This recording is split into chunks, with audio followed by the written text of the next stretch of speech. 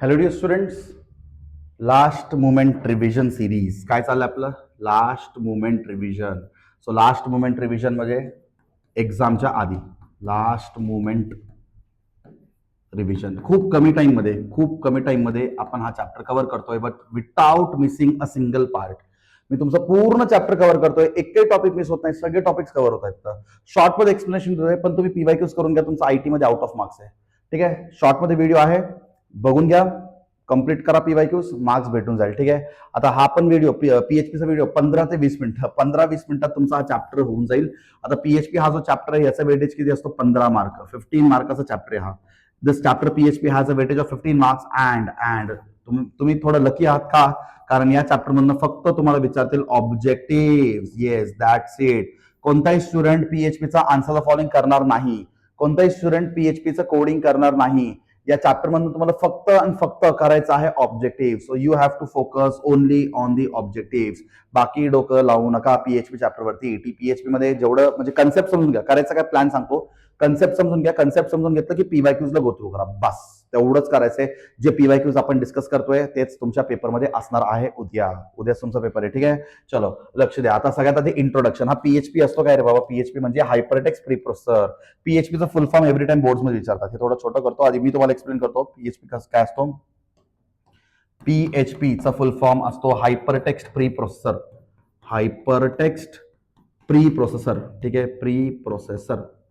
So PHP म्हणजे hypertext pre processor असतो. ठीक आहे, पीएचपी हा basically server side scripting language आहे. काय आहे? Server side scripting. Server side scripting. मला वाटतं तुम्ही जावास्क्रिप्ट चॅप्टर कंप्लीट केलं असेल तर जावास्क्रिप्टचा लास्ट मुमेंट रिव्हिजन लेक्चरमध्ये तुम्हाला सर्व्हर साइड, क्लायंट साइड सगळं एक्सप्लेन केलं होतं. तरी एकदा शॉर्ट मध्ये सांगतो. सर्व्हर साइड म्हणजे काय? आपण ह्याचा कोड टाईप करणार क्लायंट मशीनवरती. कोड टाईप कुठं करणार? कोड टाईप करणार आणि कोड टाईप करणार क्लायंट मशीनवरती. ठीक आहे, क्लायंट मशीनवरती. आणि कोड रिसाइड किंवा रन कुठं करणार? रिसाइड किंवा रन कुठं करणार? सर्व्हर मशीनवरती. ठीक आहे, सर्व्हर मशीन. सो टाईप करा क्लायंट वरती, पण रन करायला तुम्हाला जावं लागेल सर्व्हरकडे. सो या टाईपच्या प्रोग्रामिंग लँग्वेजेसला आपण म्हणतो सर्व्हर साइड स्क्रिप्टिंग लँग्वेज. काय म्हणतो? Server side scripting language. So तुम्हाला माहिती आहे आपण एचटीएमएल फॉर्म बनवतो. ठीक आहे, एचटीएमएल काय करतो? फॉर्म बनवतो. सो फॉर एक्झाम्पल हा एक फॉर्म आहे. ठीक आहे, हा एक फॉर्म आहे, तो हा फॉर्म बनवतो आपण एचटीएमएल ने. फॉर्म ऍक्च्युली बनवतो एचटीएमएल ने. ठीक आहे, आता फॉर्म बरोबर आहे की नाही ते चेक करतो कोण? जावास्क्रिप्ट. जावास्क्रिप्ट व्हॅलिडेट करतो. काय करतो? व्हॅलिडेट करतो. आणि या फॉर्मला सर्व्हर पर्यंत घेऊन कोण जातो? सर्व्हर. हा फॉर्मला सर्व्हर पर्यंत घेऊन कोण जातो? पीएचपी. पीएचपी. सो ज्यावेळेस एचटीएमएल, जावास्क्रिप्ट, पीएचपी हे तिघ एकत्र येतात तर तेव्हा जाऊन एक वेबसाईट बनतो. ठीक आहे, समजलं का सगळ्यांना? सो पीएचपी म्हणजे हायपरटेक्स्ट प्री प्रोसेसर. याचा फुल फॉर्मच एवढंच असतो बरं का, hypertext pre processor. Hypertext pre processor हा पी असंच असतो, पण याचा ऍक्च्युअल फुल फॉर्म असतो hypertext pre processor. That's it. ठीक आहे, समजलं का? आता पीएचपीचे काय फीचर्स? पीएचपी रन्स, तुम्ही बघू शकता पीएचपीचे काय features? PHP runs on various platforms. So PHP runs on various platforms like Linux, Unix, Mac OS, Windows. सगळ्या प्लॅटफॉर्मवरती रन करतो. ठीक आहे, विंडोज असो, लिनक्स असो, मॅक असो, पीएचपी सगळ्या प्लॅटफॉर्मवरती रन होतो. PHP is compatible with almost all server use today. PHP सगळ्या सर्व्हर सोबत काम करतो. आपण आपल्या सिलेबसमध्ये काय वापरतो? झॅम्प सिलेबस आपण वापरतो. ठीक आहे, so PHP supports wide range of database. Database म्हणजे काय? तो integer, character, float, string, array, object सगळ्यांना सपोर्ट करतो. सगळ्या डेटा टाइप्सला सपोर्ट करतो. PHP is free and one can download it from official website called as php.net. म्हणजे PHP हा जो असतो सगळ्यांना फ्री असतो. तुम्ही php.net वरनं पीएचपी डाउनलोड करू शकता सॉफ्टवेअर आणि तिथं तुम्ही यूज करू शकता. ठीक आहे, PHP is easy to learn and runs efficiently on server side. Yes, हा एक सर्व्हर साइड लँग्वेज आहे. हा क्लायंट म्हणजे आपल्या साईडसाठी नसतो, सर्व्हर साईडसाठी असतो. दोन साईड असतात basically, client side, server side. आपण जिथं कम्प्युटर वापरतो त्याला आपण म्हणतो क्लायंट साईड. आणि आपल्याला इन्फॉर्मेशन जिथून येतो, आपल्याला इंटरनेटवरतून इन्फॉर्मेशन जिथून येतो त्याला आपण म्हणतो server side.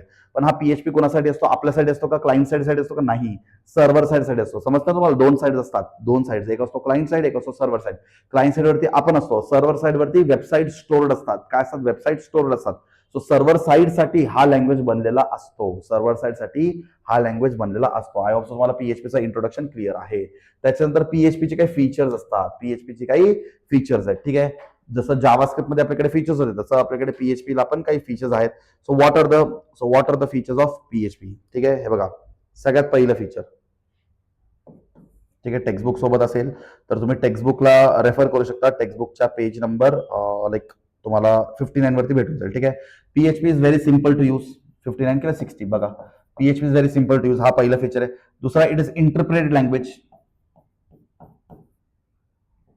PRETED, it is interpreted language. Interpreted language म्हणजे कंपायलेशन करायची गरज नाही. तुम्ही आपल्याकडे अशा पण काही प्रोग्रामिंग लँग्वेज C++, त्याला आधी कंपाईल करून मशीन लँग्वेजमध्ये कन्वर्ट करावं लागतं, पण इथं PHPला पण मशीन लँग्वेजमध्ये कन्वर्ट करायची गरज नाहीये. आणि हा लँग्वेज फास्टर आहे. This language is faster than as compare to all other languages, right. This language is faster as compare to all other languages. ठीक आहे. त्याच्यानंतर आपण सांगू शकतो फोर्थ फीचर काय आपल्याकडे. ठीक आहे. ओपन सोर्स, हा आहे ओपन सोर्स. ठीक आहे, ओपन सोर्स आहे हा. ओपन सोर्स म्हणजे काय, anybody over the internet can download and anybody over the internet can use it for free of cost. म्हणजे इंटरनेटवरती कोणी पण डाउनलोड करू शकतो आणि कोणी पण त्याला फ्री ऑफ कॉस्टमध्ये यूज करू शकतो. ठीक आहे. त्याच्यानंतर आपण सांगू शकतो प्लॅटफॉर्म इंडिपेंडेंट. ठीक आहे, platform independent. So platform independent, INDEPENDENT, platform independent. ठीक आहे. प्लॅटफॉर्म इंडिपेंडेंटचा अर्थ काय, सगळीकडे रन होतो. विंडोज असू दे, मॅक असू दे, लिनक्स असू दे, सगळीकडे हा रन होतो. ठीक आहे. 5th point done. मग 6th पॉईंट, याच्या फीचर्समध्ये अजून काय सांगू शकतो आपण. It is like case sensitive. It is case sensitive only for variables. Case sensitive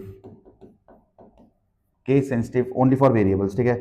व्हेरिएबल्सला फक्त केस सेन्सिटिव्ह असतो, बाकी कोणताही फंक्शन केस सेन्सिटिव्ह नसतो, फक्त व्हेरिएबल केस सेन्सिटिव्ह असतो. केस सेन्सिटिव्ह म्हणजे काय, असं कॅपिटल मध्ये लिहिलं आणि स्मॉल मध्ये लिहिलं, याला आपण म्हणतो केस सेन्सिटिव्हिटी.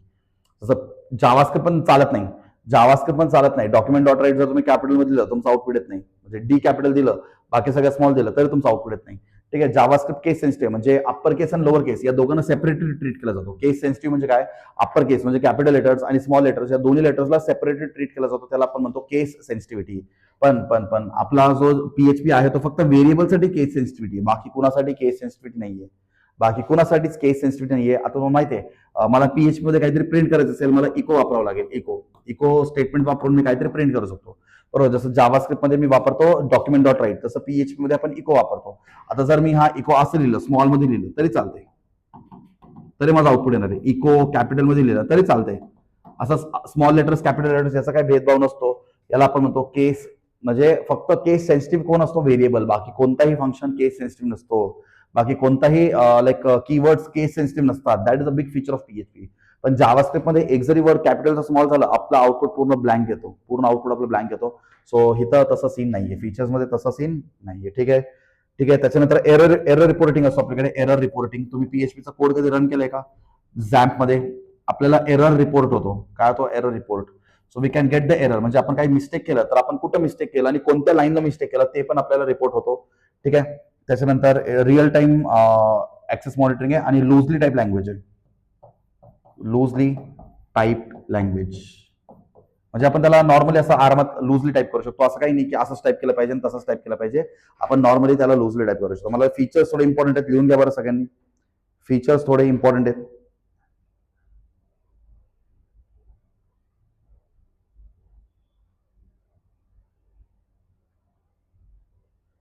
ठीक आहे. फीचर्स थोडे इम्पॉर्टंट आहेत, सगळ्यांनी लिहून घ्या. ठीक आहे. फीचर्स क्लिअर असेल तर आपण पुढे जाऊ.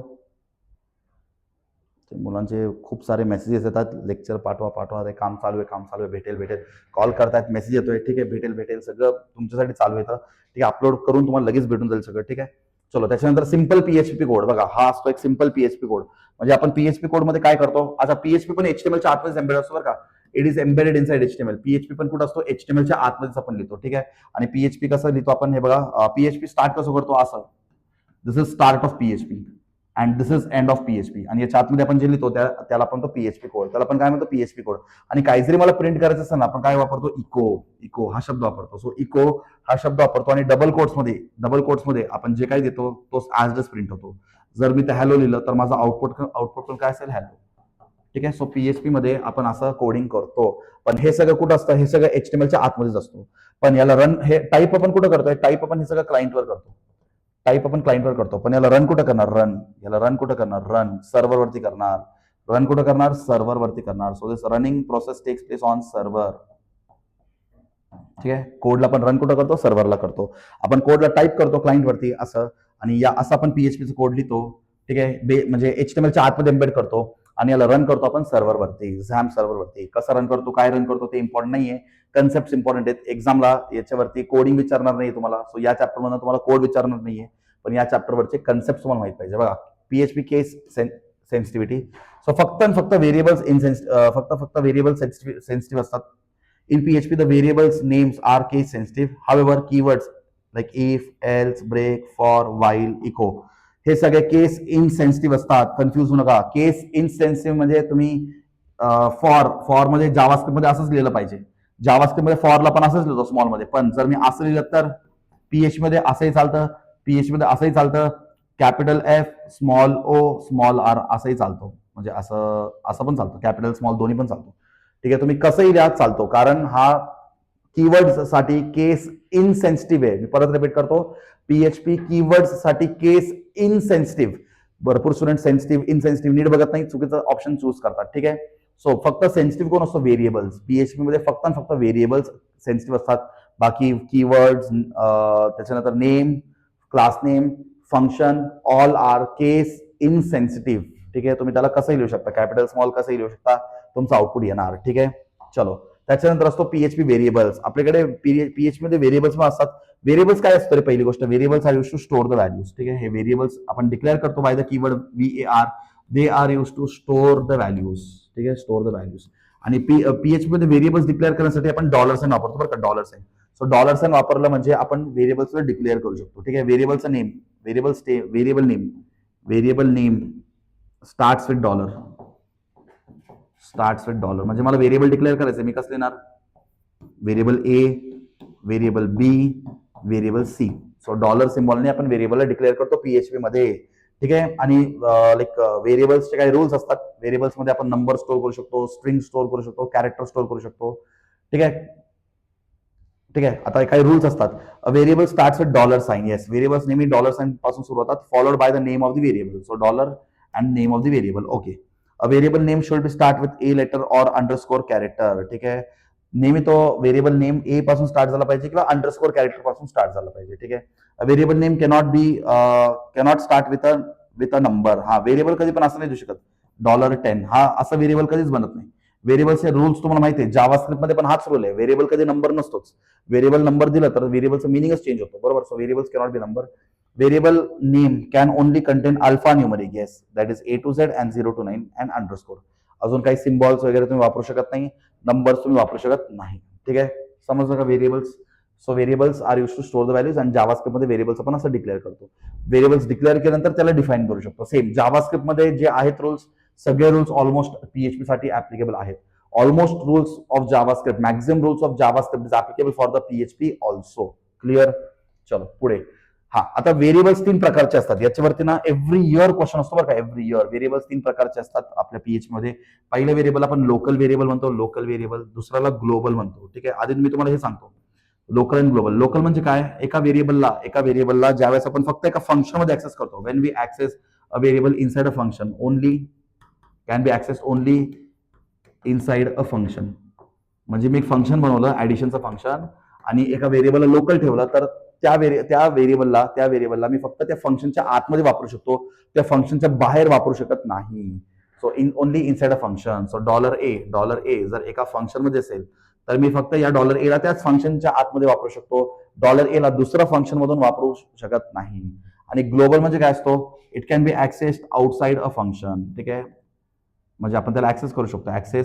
It can be accessed outside a function also. Outside a function also म्हणजे फंक्शनच्या बाहेरून पण त्यांना ऍक्सेस करू शकतो. त्याला आपण म्हणतो ग्लोबल. म्हणजे आपण जर ग्लोबल ठेवलं, आता एका व्हेरिएबलला मी ग्लोबल ठेवलं, काही व्हेरिएबल समजा ग्लोबल ठेवलं, तर मी त्याला फंक्शनच्या बाहेरून पण ऍक्सेस करू शकतो. समजलं का, एवढंच आहे मुद्दा. समजा तुम्हाला फंक्शनच्या आतमध्येच फक्त व्हेरिएबल ऍक्सेस करायचंय, तुम्हाला फक्त व्हेरिएबलला फंक्शनच्या आतमध्ये ऍक्सेस करायचंय, तर तुम्ही वापरणार लोकल. आणि फंक्शनच्या बाहेर तुम्हाला ऍक्सेस करायचंय तर तुम्हाला वापरावं लागेल ग्लोबल. काय वापरावं लागेल, ग्लोबल. ठीक आहे, आणि तिसरा एक असतो स्टॅटिक. तिसरा एक असतो स्टॅटिक.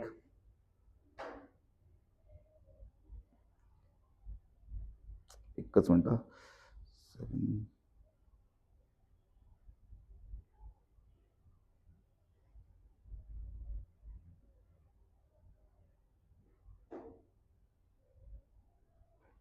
ठीक आहे, तिसरा काय असतो स्टॅटिक. स्टॅटिक काय असतो माहिती आहे का? स्टॅटिक खूप सिंपल आहे. मुलांचं एवढं कॉल येतोय मला, एवढं मेसेज पाठवतोय व्हिडिओ पाठवतो मला. ठीक आहे. स्टॅटिक म्हणजे काय असतो, समजा एक व्हेरिएबल आहे. व्हेरिएबलचं काम झालं ना, आपला कोड त्या व्हेरिएबलचा लोकेशनला डिलीट करतो किंवा त्या पोझिशनला डिलीट करून टाकणार. ते व्हेरिएबलला स्कोपच नसणार. तुम्हाला असं वाटतंय ना, हा व्हेरिएबल मला डिलीट नाही करायचा, हा व्हेरिएबल मला पुढे पण लागणार, तर तुम्ही त्या व्हेरिएबलला स्टॅटिकमध्ये ठेवा. So it will not be deleted. It will not be deleted. ठीक आहे. म्हणजे एक व्हेरिएबल आहे, त्या व्हेरिएबलला समजा तुम्हाला डिलीट नाही करायचंय, थ्रू आउट द कोड ठेवायचं आहे, तर तुम्ही ठेवू शकता बाय स्टॅटिक कीवर्ड. ठीक आहे. अशा आपल्याकडे 3 टाईपचे व्हेरिएबल्स असतात. मग त्याच्यानंतर आपल्याकडे PHP मध्ये कमेंट्स असतात. कमेंट्स म्हणजे काय? आपण कोड लिहितो, पण कोडमध्ये मला काहीतरी कमेंट मार्क करून ठेवायचं. जसं मी असं लिहिलं, इको हॅलो, बरोबर. हा, आता मला हा इकोचं फंक्शन काय आहे ते मला लिहायचंय, तर मी तर कमेंट ऍड करतो स्लॅश असं. या 2 लाईनला कमेंट म्हणतो. दिस स्टेटमेंट मी असं लिहिणार, this statement this is use to print. आता हे मी जे लिहिले this is use to print, हा स्टेटमेंट हे प्रिंट होणार का आउटपुटला? म्हणजे हे फक्त माझ्या रेफरन्ससाठी असणार. हे जे आहे हे फक्त माझ्या रेफरन्ससाठी असणार, प्रोग्रामरच्या रेफरन्ससाठी असणार. हे कधी पण आउटपुटमध्ये येत नाही, कारण हा कमेंट आहे. Comment is never displayed in the output. मग आउटपुटमध्ये काय येणार? फक्त एवढंच प्रिंट होणार, हॅलोच प्रिंट होणार. फक्त हे प्रिंट होणार, कारण हे माझ्या रेफरन्ससाठी ना, कमेंट हे आउटपुटमध्ये येत नाही. याला पण म्हणतो सिंगल लाईन कमेंट. याला पण काय म्हणतो? Single line comment. आता त्याच्यानंतर आपल्याकडे मल्टिपल लाईन कमेंट, असं slash star slash. This is called as multiple line comments. म्हणजे तुम्ही तर मल्टिपल सेंटेन्स ऍड करू शकता. फक्त एक सेंटेन्स हवा असेल, फक्त एक सेंटेन्ससाठी तुम्ही 2 स्लॅश वापरू शकता. आणि मल्टिपल सेंटेन्स तुमच्याकडे असेल तर तुम्ही स्लॅश स्टार स्लॅश असं करू शकता. ठीक आहे. सो सिंगल लाईन कमेंट म्हणजे 2 स्लॅश. ठीक आहे. आता if single line comment is possible if one ads double slash और हॅशने पण चालतं बरं का. हे हॅशने पण चालतं. हे MCQ 2 करेक्ट आन्सर मध्ये विचारतात तुमच्या पेपरमध्ये. हे MCQ 2 करेक्ट आन्सर मध्ये विचारतात बरं का. PHP मध्ये आपण सिंगल लाईन कमेंट कसं देऊ शकतो? हे तर मल्टिपल लाईन कमेंट आहे, पण PHP मध्ये सिंगल लाईन कमेंट देण्यासाठी काय असतो? स्लॅश आणि म्हणजे 2 स्लॅश आणि हॅश. हा, असं लक्षात ठेवा. 2 स्लॅश आणि हॅश असं लक्षात ठेवा. ठीक आहे. 2 स्लॅश आणि हॅश असेल तर आपण वापरतो कमेंट्स. ठीक आहे. विचारतात बरं का, एव्हरी इयर हा क्वेश्चन बोर्ड्समध्ये असतो, कमेंट्स PHP मध्ये कसं देतो म्हणून. ठीक आहे. चलो नेक्स्ट. त्याच्यानंतर आपल्याकडे असतो ॲरेज. आता ॲरेज मी तुम्हाला याच्यामध्ये शिकवलं होतं ना, जावास्क्रिप्ट मध्ये सेम आहे. Same concept ॲरेज. ॲरे हा एक स्पेशल व्हेरिएबल असतो जो मल्टिपल व्हॅल्यूजला स्टोअर करतो. ठीक आहे. सो ॲरे आपण कसं डिफाईन करतो बघा असं. आता मला सांगा, जावास्क्रिप्ट मध्ये ॲरे कसं डिफाईन करतो? स्क्वेअर ब्रॅकेटमध्ये आपण साईज लिहितो आणि आपण इथं व्हॅल्यू डिफाईन करतो. 10, 20, 30, 40, 50. हा झाला जावास्क्रिप्टचा प्रश्न. पण आता आपण PHP डिस्कस करतोय. सर PHP सांगा. ठीक आहे. PHP मध्ये व्हेरिएबल कसं डिक्लेअर करतो? Variable $A. PHP मध्ये व्हेरिएबल कसं डिक्लेअर करतो? $A is equal to array. आपण असं लिहिणार ॲरे लिहिल्यानंतर मग आपण व्हॅल्यूज लिहिणार 10, 20, 30, 40, 50. ठीक आहे. असं आपण व्हॅल्यूज लिहिणार. ठीक आहे. सो हे बघा, हे झालं जावास्क्रिप्ट, हे झालं PHP. सो ॲरे आपण असं डिफाईन करतो. ठीक आहे. समजलं का सगळ्यांना ॲरे कसं डिफाईन करतो? ठीक आहे. पण हे व्हेरिएबल्सला $साइन असला पाहिजे. इथं व्हेरिएबलला $साइन नसतो. हा जावास्क्रिप्ट. ठीक आहे. चलो, आता त्याच्यानंतर ॲरे 3 प्रकारचे असतात. एक असतो indexed array, associative array, multi dimensional array.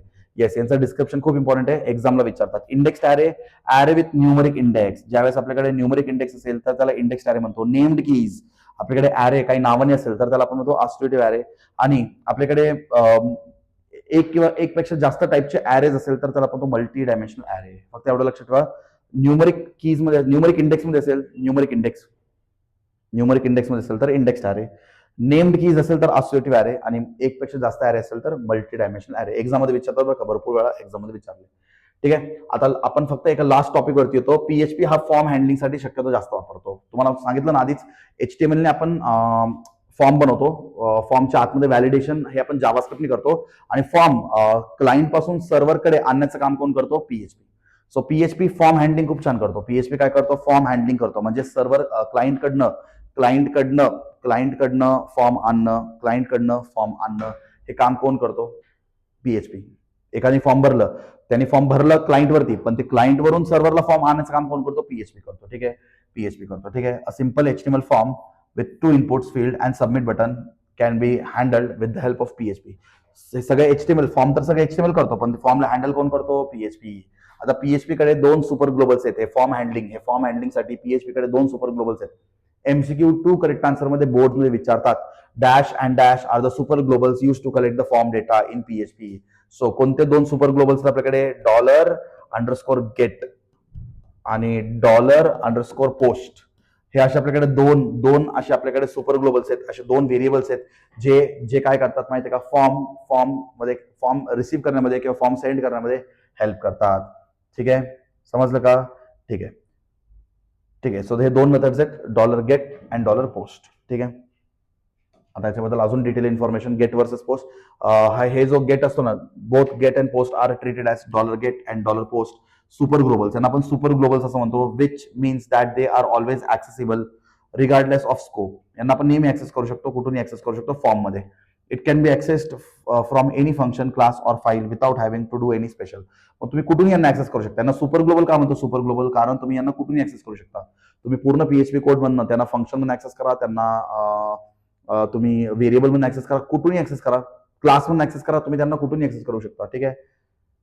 हा, आता $get जो असतो ना, हा काय करतो, हा URL पॅरामीटरनी पास होतो. $get कसं पास होतो, हे एक्झाम मध्ये विचारतो बरं का, कंपल्सरी असतो. $get कसं पास होतो, URL parameter. It is pass by URL parameters. So URL पॅरामीटरनी पास होतो. आणि $post कसं होतो,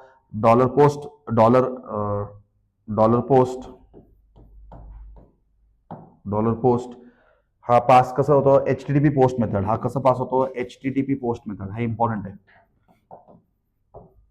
HTTP म्हणजे काय असतो, hypertext transfer protocol. Hypertext transfer protocol. ठीक आहे. सो $post कसं पास होतो, हायपरटेक्स्ट ट्रान्सफर प्रोटोकॉल नी, या मेथडनी ट्रान्सफर होतो. आणि $get कसा ट्रान्सफर होतो, URL पॅरामीटरनी ट्रान्सफर होतो. URL चा फॉर्म काय, युनिफॉर्म रिसोर्स लोकेटर. ठीक आहे. चलो, आता ह्याच्यामध्ये ना अजून एक क्वेश्चन विचारतात की सेन्सिटिव्ह डेटा आणि नॉन सेन्सिटिव्ह डेटा कुठून पाठवायचा. ठीक आहे. थांबा एकच मिनिटं, हे खूप इम्पॉर्टंट ऍक्च्युली. ठीक आहे. Information send from form with get is visible to everybody. So visible to everybody, get मधून आपण जे पाठवतो ना, that is visible to everybody. ठीक आहे. सो गेट मधून तुम्ही जे काही डेटा पास करता, that is visible to everybody. आणि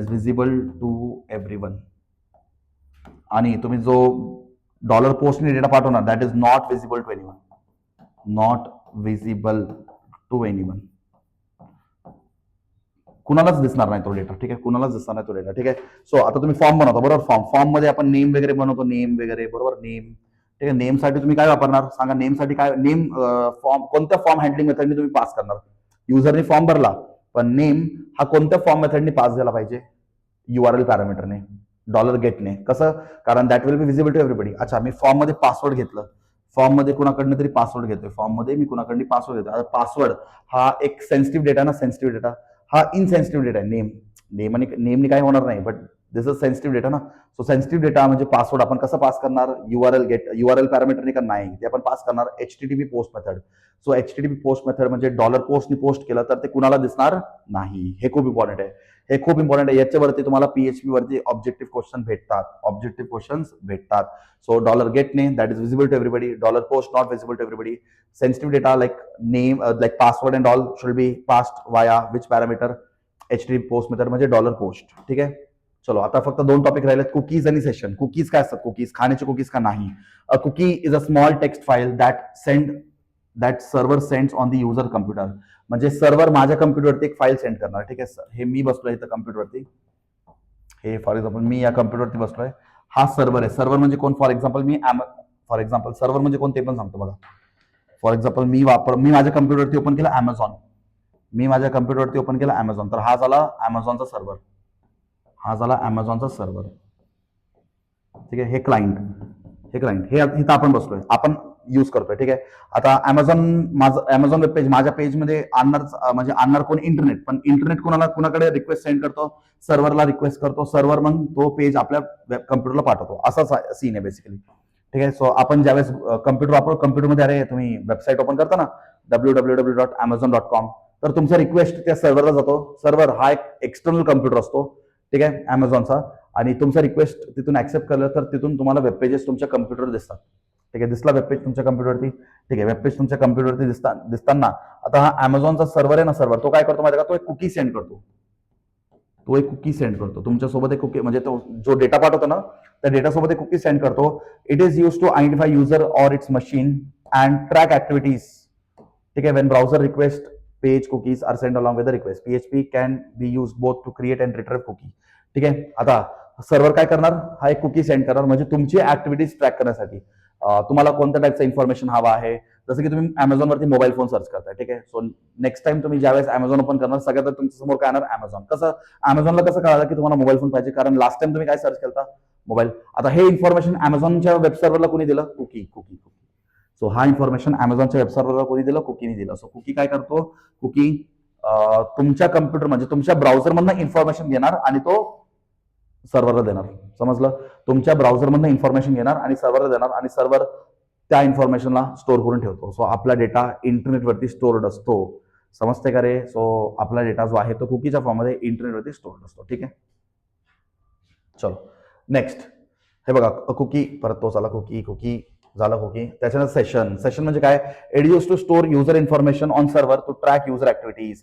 म्हणजे आपण ज्या अमेझॉन सर्व्हरला ऍक्सेस करतो ना, अमेझॉनकडे आपला एक सेशन पण असतो. सेशन म्हणजे काय, फॉर एक्झाम्पल मी या वेबसाईटला किती वेळ यूज करतो त्याला आपण म्हणतो session duration. So Amazon is going to also track my activities and my session. It helps web application to maintain user information on all pages. If you log in to Gmail account the session helps to access YouTube account also. Yes, म्हणजे session म्हणजे काय, तुम्ही for example तुम्ही जीमेलला log in केलं तर तुम्ही तुमच्या YouTube मधनं पण तुमच्या अकाउंटला ऍक्सेस करू शकता ना. बरोबर. म्हणजे युट्यूबला स्पेशली जाऊन लॉग इन करायची गरज नसते. तुम्ही तुमच्या फोनमध्ये जीमेल लॉग इन केलं तर तुमचा युट्यूब पण ऑटोमॅटिक लॉग इन होतो, because you are inside a session. तुम्ही एकाच सेशनच्या आतमध्ये आहात. सो हे सगळं डेटा कोण मेंटेन करतं, मॅनेज करतं, तुमचा सर्व्हर कम्प्युटर मॅनेज करतो. ठीक आहे. समजलं. याला आपण म्हणतो सेशन. याला आपण काय म्हणतो, सेशन. चलो. So here ends the PHP. आता तुमचं काम काय असेल, PYQs. तुमचं काम काय असेल, पी चॅप्टर मधले प्रत्येक टॉपिक प्रत्येक पॉईंट्स कव्हर केलेत. चॅप्टर मध्ये प्रत्येक टॉपिक प्रत्येक पॉईंट्स कव्हर केलेत. आता तुमचा रोल असेल फक्त PYQs. ठीक आहे. हे बघा मी प्रत्येक चॅप्टर रेकॉर्ड करताना टाइमर लावतो, तुम्हाला दाखवतो बघा. हे बघा आता आपण 25 ते 26 मिनिट्समध्ये 26 मिनिट्समध्ये मी तुम्हाला पूर्ण चॅप्टर एक्सप्लेन करून दिले. एकदम सगळं टॉपिक्स सगळे पॉईंट्स कव्हर करून. ठीक आहे. सगळे टॉपिक्स सगळे पॉईंट्स कव्हर करून दिलेत. आता तुमचं काम काय असेल, तुमचं काम काय असेल, PYQs. बस टॉपिक समजून घ्या, PYQs लर्न करा, हाच तुमचा पेपर असेल. असं म्हणजे समजून घेतलं ना, तुम्ही समजून घेतलं ना, PYQs लर्न करणं किंवा बघणं सोपं बनतं. ठीक आहे. चलो आता माझं एक काम करायचं, सगळ्या मित्रांना, सगळ्या आयटी मुलांना हा व्हिडिओ शेअर करायचा. कमी टाइम मध्ये मॅक्झिमम आयटी मुलांना हेल्प करायचं मला. सो मॅक्झिमम मुलांपर्यंत व्हिडिओ पोहोचला पाहिजे. ठीक आहे. चलो बाय. आता मी कोडिंगचं रेकॉर्डिंग स्टार्ट करतो. तुम्हाला मी थोड्या वेळात कोडिंग पण सेंड करतो. ठीक आहे.